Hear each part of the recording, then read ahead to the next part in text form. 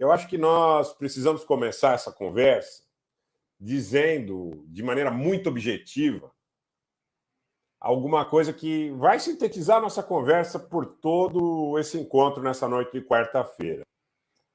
Por toda a conversa, acho que a gente tem que se parametrizar pelo que a OTAN hoje declarou em relação ao conflito na Ucrânia. Os países da OTAN reunidos na Espanha, reunidos em Madrid, bom, em primeiro lugar, deram boas-vindas aí à entrada, possível entrada de Suécia e de Finlândia. Mas disseram que o conflito na Ucrânia deverá ser resolvido apenas por meios militares. Senhores, apenas por meios militares. É essa a mais importante fala desse encontro da OTAN, dessa cúpula da OTAN que prossegue amanhã. Eles conseguiram dizer para os russos que só há um meio de resolver esse conflito, que é o meio militar, ou seja, chamaram a Rússia para o pau. Mas não chamaram para uma guerra qualquer. Confirma tudo que eu tenho dito aqui no canal, onde eu sou convidado, que, nesse momento, o que interessa, não é? É a exacerbação, o controle político da Rússia. Basicamente, é esse o processo. Eu não me atenho aqui a formalidades.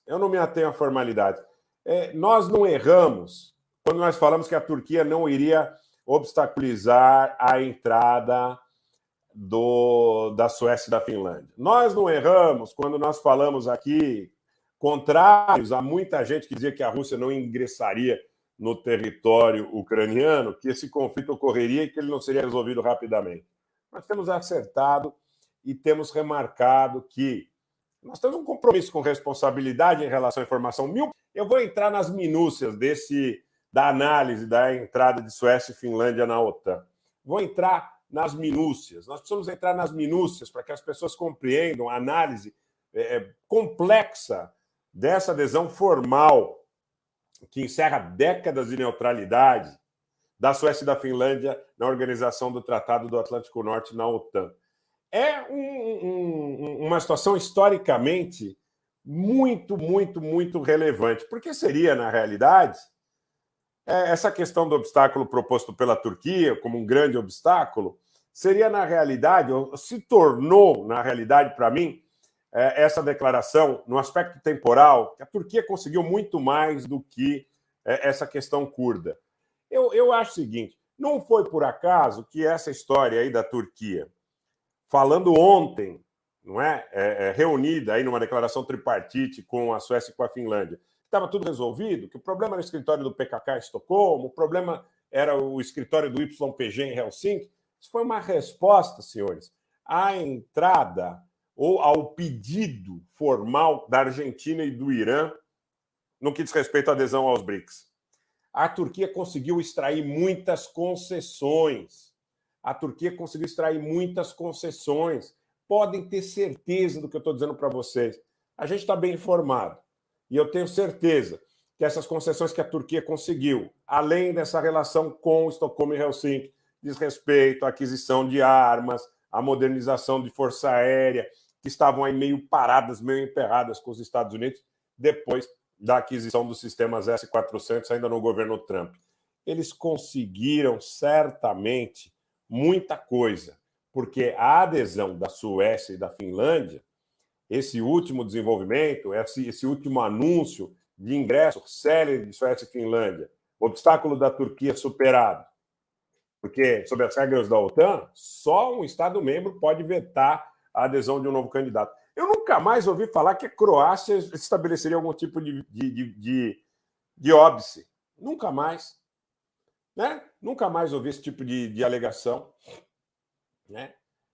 E esse dito avanço diplomático entre a Turquia, a Suécia e a Finlândia, no âmbito da OTAN, esconde, tenho certeza, muita coisa que efetivamente aí a Turquia obteve como resposta às declarações, principalmente do Irã, mas também da Argentina, sobre as intenções em entrar nos BRICS. O Stoltenberg, falando sobre isso hoje, nessa quarta-feira, ele disse que espera que a Suécia e a Finlândia se tornem membros rapidamente. O convite desencadeia um processo de adesão de 7 etapas. Momentos-chave nesse caminho incluem conversas entre a OTAN e países candidatos. No fundo, essas 7 etapas são questões muito mais políticas do que técnicas. E os prazos também, de alguma forma, são muito mais movidos e ligados a questões políticas do que técnicas. Se não fosse assim, a Geórgia e a Ucrânia, antes do conflito ter sido iniciado, já teriam ingressado na aliança. Pois vamos lá. Os candidatos devem aceitar formalmente as obrigações de adesão. Em seguida, os atuais Estados-membros assinam um protocolo de adesão. Então, eu vou lá. Novamente, pessoal, vamos acompanhar passo a passo. O convite desencadeia um processo de adesão de 7 etapas. Momentos-chave nesse caminho. Conversas entre a OTAN e os países candidatos. Os candidatos devem aceitar formalmente as obrigações de adesão. Em seguida, os atuais Estados-membros assinam um protocolo de adesão. Bom, não há mais oposição de ninguém. Então, todos assinarão antes de ratificá-lo individualmente em casa. Então, haverá um processo de ratificação em 30 parlamentos.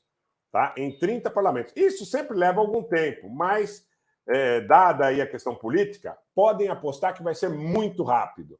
Vai ser muito rápido. Né? Porque eles vão declarar que há necessidade, que os aliados estão prontos, que o processo de ratificação deve acontecer o mais rápido possível. Depois, o país é formalmente convidado a aderir ao chamado Tratado de Washington, que é o documento que afiança a fundação dessa aliança. Bem, depois, o candidato assina o Tratado de Washington, que é o documento que afiança, é a base, fundação da aliança.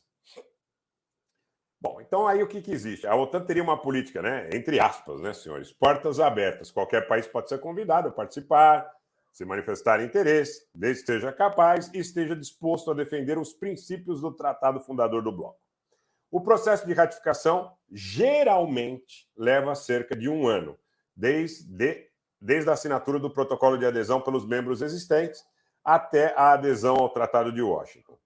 Mas o conflito na Ucrânia acrescenta urgência, sem precedentes, à adesão da Suécia e da Finlândia. Eu estimo que muito antes disso nós vamos ter essa adesão chancelada. A OTAN foi fundada em 1949 por 12 países. A aliança se expandiu em direção ao leste europeu depois do final da União Soviética em 1991. E aí entraram Estônia, Lituânia, Letônia, Polônia, Eslováquia, Hungria, Romênia, Bulgária, Croácia, República Tcheca. Tudo isso após o colapso da União Soviética. Então, vejam, senhores, Macedônia do Norte, né? Albânia, Montenegro. Vejam, senhores, como a coisa foi se espraiando aí. E agora, com Suécia e Finlândia, há praticamente um cerco total à Rússia, exceto pela Geórgia, exceto pela Ucrânia, pela Belarus, não é? Isso se nós olharmos aí em direção à Europa e aí à região do Mar Negro, tá? De fronteiras aí com Estônia, com Letônia, né? Já está consagrado aí mais ao centro em direção ao norte, agora com a Finlândia, 800 milhas aproximadamente de fronteira, cerca de quase 1.300 quilômetros de fronteira com a Rússia. O cerco está estabelecido em relação à Rússia, sob o ponto de vista material. Isso é uma verdade. Isso é uma verdade. Não tem como contestar, gente. Não tem como contestar. É incontestável. É incontestável. Eram 12 países em 1949. Eram 12. Hoje você tem 30. E esses 30 terão que ratificar nos seus parlamentos a entrada da Suécia e da Finlândia.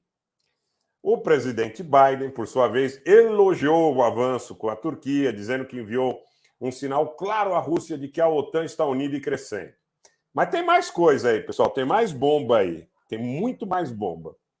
A decisão da Suécia e da Finlândia de se afastar da neutralidade e da tradição de neutralidade para se juntar à OTAN nos tornará mais fortes e mais seguros, e a OTAN mais forte, disse Biden. Estamos enviando uma mensagem inconfundível, na minha opinião, que a OTAN é forte, unida e os passos que estamos tomando durante esta cúpula aumentarão ainda mais nossa força coletiva. Biden disse que a adesão dos países nórdicos foi um sinal de que os objetivos de Putin saíram pela culatra. Putin estava procurando a finlandização da Europa, disse ele, referindo-se à chamada dinâmica de finlandização que viu a Rússia dominar a política externa do seu vizinho, no caso a Finlândia, por décadas. Ele vai conseguir a otanização da Europa. Otanização da Europa. E é isso exatamente o que ele não queria. É exatamente isso que precisa ser feito para garantir a segurança da Europa. E acho que é necessário, disse o Biden. O primeiro-ministro da Estônia, o Kallas, disse que o passo foi significativo e o presidente lituano chamou de notícia maravilhosa a entrada da Suécia e da Finlândia na OTAN. O que implica a adesão à OTAN? A razão pela qual a maioria dos países aderiu à OTAN é por causa do artigo 5º, meus amigos, do Tratado da OTAN. Estipula esse artigo 5º que todos os signatários consideram um ataque a um membro um ataque contra todos. Você já deve ter ouvido muito falar sobre o artigo 5º. O Putin já falou sobre o artigo 5º. Na hora que vocês brincarem muito com os russos, evocar o artigo 5º pode ser uma ação tão inócua quanto extemporânea, porque vocês podem até não ter tempo de verificar que tipo de consequência que terá evocar esse artigo 5º. Vejam, senhores. Vejam, senhores. Tá? Porque é tão importante estar na OTAN. O que o Putin falou, pessoal, antes que a gente continue a falar sobre essa questão aí da cúpula aqui, deixou muito claro que a solução para eles, eu não tenho problema nenhum em dizer isso.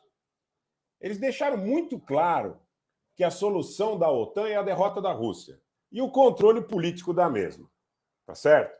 Eu não tenho. Aqui, gente, não tem. Não vamos fazer firula aqui. Não tem firula. O que eles estão tratando é isso aí. Eu vi alguém no chat falando, não, mas não é bem assim. Olha, as formalidades. Não adianta papa na língua chegar e dizer, não, eles falaram que os direitos dos países sobre as... Gente, não tem, nesse canal não tem esse tipo de firula. Eu prefiro falar a verdade para vocês.